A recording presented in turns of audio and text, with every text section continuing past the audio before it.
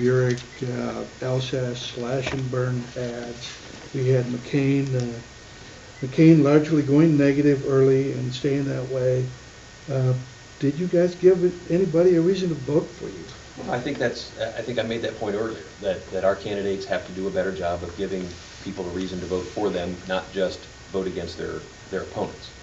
That is true from the top of the ticket down through every local race that's out there.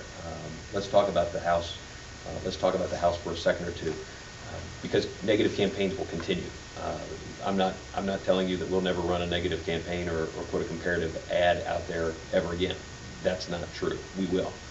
We will, because they work, and when they are focused on the issues as opposed to personalities, when they are focused on when they are complemented by things that the candidate is for, and not just heaped on and followed by more and more and more and more comparative, negative, nasty mail or TV or radio or whatever. I believe our candidates will be successful. Let's take a look at the House for a little bit. I know you all will be interested in, you all want to talk about that. Look, there's the House. The House had its own set of complicating issues, not unlike what Senator McCain had to deal with nationally. The issues were all the ones that we know about: tough economic climate, a change environment. In some instances in the urban counties, you had to deal with this early voting issue that may or may not have put some of these races out of reach even before Election Day. We don't know that yet. We'll have to figure it out. But there's a couple other factors that I want to make sure everybody's aware of that really stack the cards against the House maintaining the majority. Number one is the Ross and Spada switch by the governor. If Spada's in that race, we hold on to that seat. If Rawson's in that race, we hold on to that seat. The governor playing politics with this issue not only cost us, and likely it cost us 2 seats, but it probably cost us better than it cost us several $100,000, because we spent money in that Grady race up in Cuyahoga County that we wouldn't have had to have spent if Bob Spada was in that seat. We had last year the passing of Congressman Gilmore. You might wonder how that math works. Well, you had the Gilmore, the Latta move, the Gardner move, the Mark Wagner move. Mark Wagner at that point in time was a contender for Speaker. Was someone who, if he wasn't going to be Speaker, was going to be a leader in the Ohio House, and as a result, his move to the Senate took a significant fundraiser, a significant leader, of future leader of this caucus and of the House caucus, and put him in the Senate, and put in play a race up in Lucas County where we wouldn't have had to spend any money as a caucus, and then we had to spend a significant amount of resources. And so, you take those 2 instances alone, and it's probably a $750,000 impact on the House races. There were still races this year that had personal conduct issues. I don't want to get into them specifically, but you know which ones they are. The SEIU.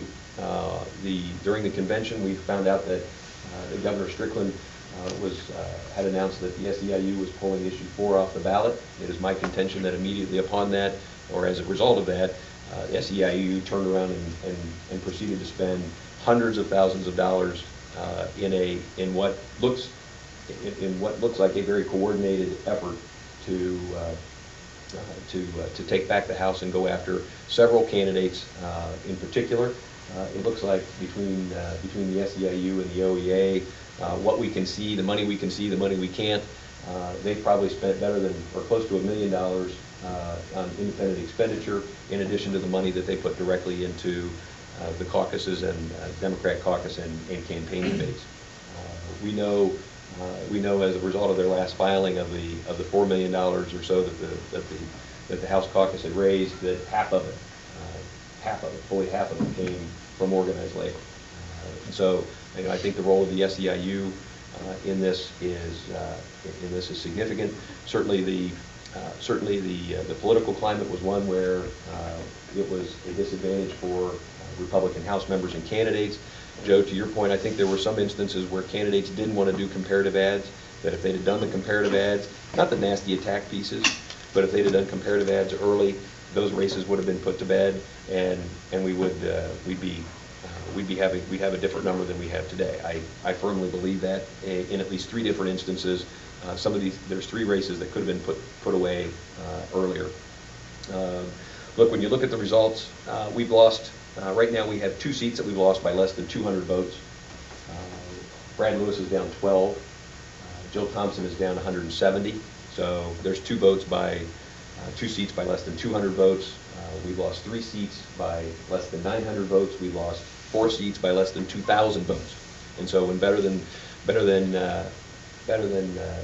6 or 7 million votes cast across this great state, 4 seats deciding between whether Republicans are in the majority or not, and it comes down to about 2,000 votes right now.